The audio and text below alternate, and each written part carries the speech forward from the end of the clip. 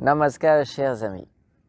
Aujourd'hui, on retourne dans le domaine de la méditation, le domaine de la conscience, pour essayer d'expliquer un peu plus précisément la théorie derrière la pratique de la méditation. Qu'est-ce que la méditation au juste? Alors, vous vous rappelez, dans notre vidéo, on a parlé de ce qu'était le but de la vie. Et on pourrait dire que le but de la vie, le but d'une vie humaine, c'est l'épanouissement de tous les potentiels de ce que l'on est. Devenir infiniment connaissant, infiniment heureux, infiniment épanoui dans tous les aspects de la vie. Et cette perfection, il y a un terme qui le traduit très bien en sanskrit, et ce terme c'est Paramapurusha. Paramapurusha qui est généralement traduit, que l'on traduit généralement en disant c'est la conscience suprême. Mais aujourd'hui, je voudrais revenir et un petit peu aller plus profond dans ce que veut dire ce terme, parce qu'il veut dire beaucoup de choses. Il explique beaucoup de choses. Purusha, donc il y a Parama et Purusha. Et Purusha veut dire ce qui existe à l'intérieur ou en chaque structure de ce monde. Ce qui imprègne chaque chose de ce monde. C'est véritablement l'être. Si je dis je suis, c'est qu'il y a quelque chose qui est là. Et ce quelque chose, c'est Purusha. Dans chaque structure de ce monde, quelque chose existe. Et cette existence, cet être, c'est Purusha qui imprègne tout, qui est en tout. Très subtil. Il est tellement subtil qu'il est à l'intérieur de chaque structure de ce monde. Purusha. Et Parama veut dire suprême. Mais si on décortique ce mot, Parama, on trouve Para et on trouve Ma. Et Para veut dire le sujet. Et Ma veut dire le sujet originel, l'origine, ou le sujet final, le sujet absolu. Alors je voudrais revenir sur une explication dont on a parlé dans d'autres termes dans la vidéo précédente. Alors disons que je regarde le nuage. Lorsque je regarde le nuage est l'objet. Et mes yeux, sur lesquels la lumière du nuage se réfléchit, sont le sujet. Et en sanskrit, on va dire que le nuage est l'objet, et apara, et mes yeux sont le sujet qui regarde, et ils sont para. Donc nous avons para, les yeux, apara, les nuages. Et maintenant, les rayons de lumière qui se sont réfléchis sur la rétine de mes yeux vont provoquer des petits courants électriques qui vont se déplacer à travers le nerf optique, jusqu'à mon cerveau. Et dans mon cerveau, il va y avoir comme un écran, un peu comme un écran de télé, qui va à nouveau former cette image des nuages.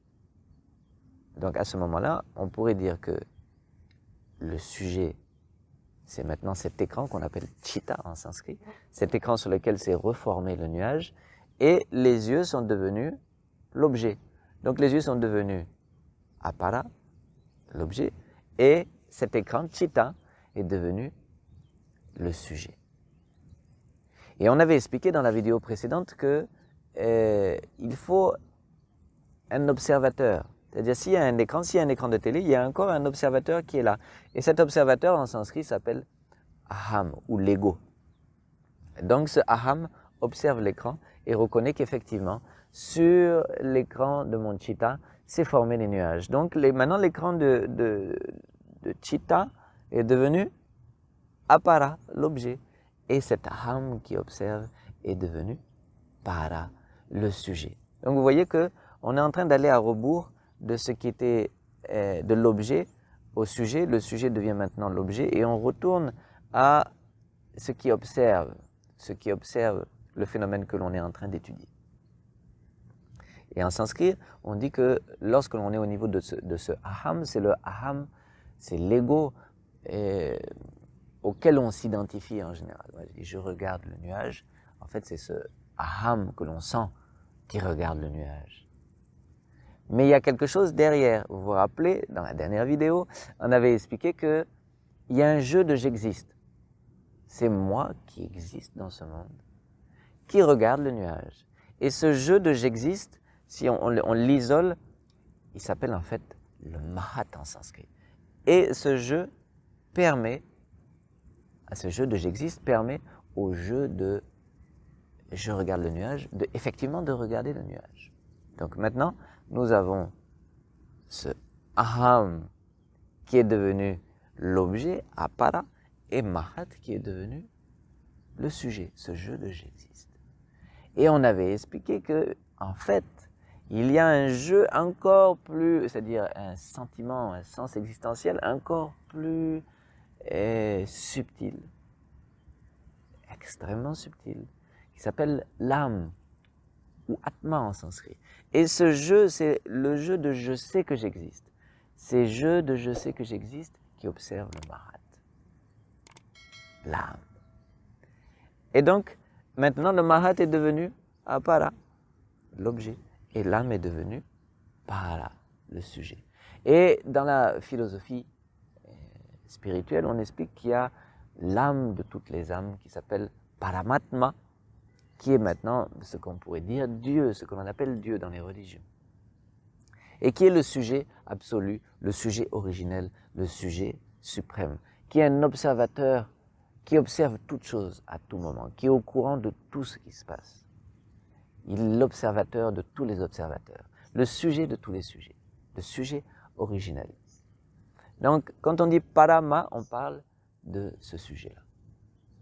Et quel est l'effort de la méditation? L'effort de la méditation, quand on s'assoit pour la méditation, on nous explique dans un premier temps, il faut se couper du monde extérieur.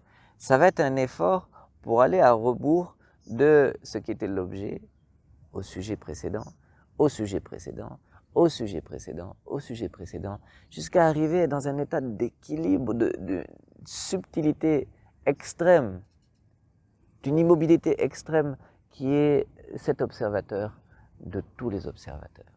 Quelque chose qui se situe tellement profond en nous et qui est immuable, qui est immortel, qui est de la conscience pure. Pourquoi? Parce que ce qui s'est passé, c'est qu'au cours de ce processus, on est devenu de plus en plus conscient. D'abord, on a pris conscience de notre corps, ensuite conscient de nos pensées, ensuite conscient de celui qui observe les pensées.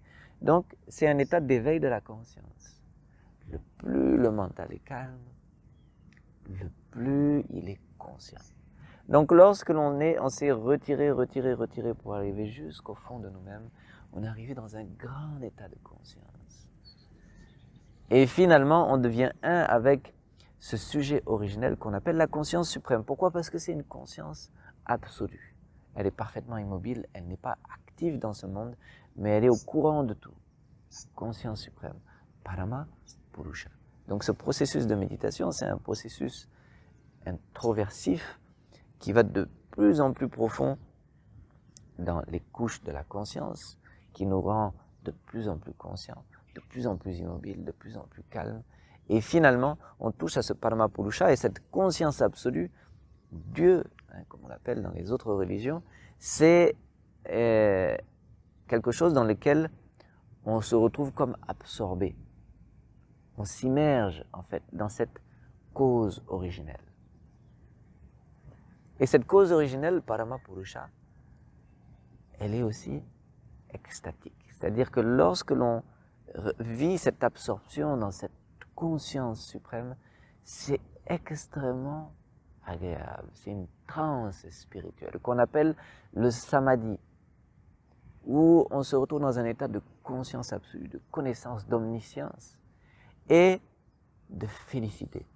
C'est extrêmement agréable. Et on fait l'expérience de Ananda, qui est finalement ce bonheur que l'on recherchait qu'on le recherche à travers toutes les actions que l'on pose dans ce monde. Mais c'est une recherche qui n'aboutit pas. Pourquoi? Parce que les plaisirs que peuvent éprouver nos sens sont petits, sont limités, ne sont pas très intenses et ils sont aussi très peu durables. On est dans le domaine du mouvement, dans le domaine de la cause à effet et du changement. Ce qui fait que l'objet que l'on apprécie change tout de suite. Et notre manière d'apprécier change aussi. Et nous-mêmes, on change aussi à ce niveau-là. Mais lorsque l'on revient à cette cause originelle, on est au-delà du mental.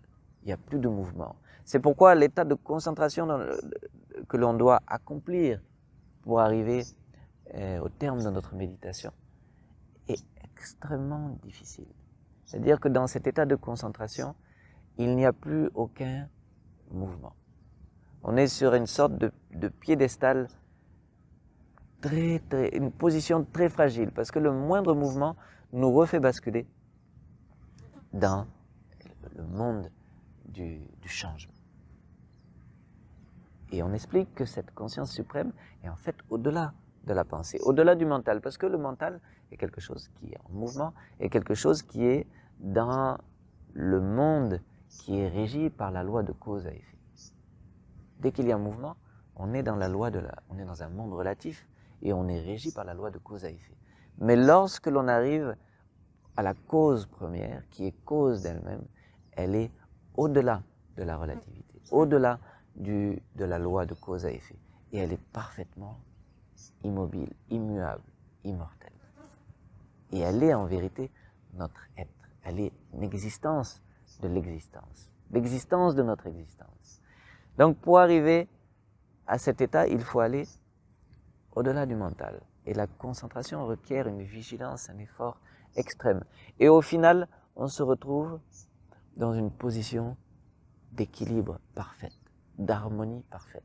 Et pour moi, mon expérience en tant que sadhaka, en tant que personne qui pratique la méditation, c'est que la concentration, c'est l'équilibre. C'est un effort, c'est un équilibre entre l'effort et l'abandon. Et on se retrouve sur je sais pas, sur un fil très fin et sur lequel il faut se tenir. Et c'est magnifique, c'est fantastique.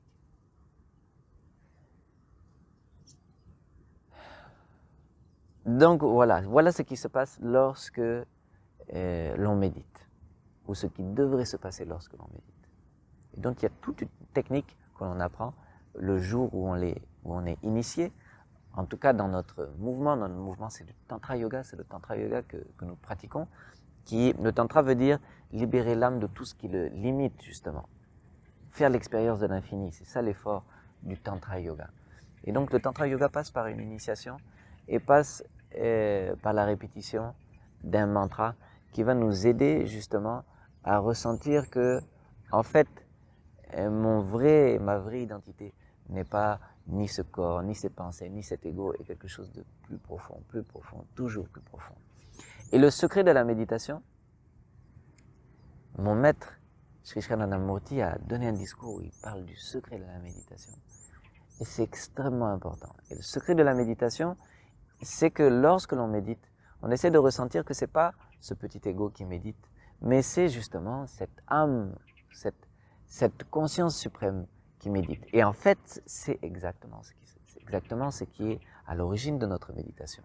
Donc on essaie de penser, non, c'est pas moi qui médite. Le moi, entre guillemets, mon petit ego, mais c'est la conscience suprême, c'est Dieu, c'est cette âme universelle qui est en train de méditer à travers moi. Et lorsqu'on a cette idéation, en même temps, on se détache justement de notre ego et on commence à aller à rebours dans ce processus de l'observation. Être attentif, de plus en plus attentif, jusqu'à ce qu'on devienne absolument conscient.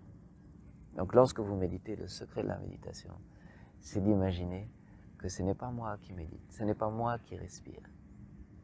C'est Dieu, c'est l'âme universelle, c'est l'univers qui est en train de se réjouir du fait que je me sois rendu disponible, qu'elle puisse s'exprimer, qu'elle puisse vivre en moi. Et j'observe la méditation se passer en moi. Donc c'est pas un effort intellectuel, bien que la théorie soit très pointue sur un point de vue intellectuel, mais l'effort de la méditation est quelque chose du domaine de la sensation ou de l'émotion pour arriver à se retirer de plus en plus profond, et avoir cette sensation jusqu'à avoir la réalisation qu'en fait, c'est quelque chose de beaucoup plus grand qui se passe à travers moi. Pas mon petit ego qui médite, non. C'est l'univers entier qui est en train de pratiquer la méditation à travers moi. Et lorsque je pratique la méditation, je donne infiniment de plaisir à Dieu, à cette âme universelle, à cet univers. Pourquoi? Parce que on lui laisse l'occasion, on est disponible à lui, à elle, et on la laisse s'exprimer à travers nous, vivre à travers nous. Et ça la rend très très heureuse.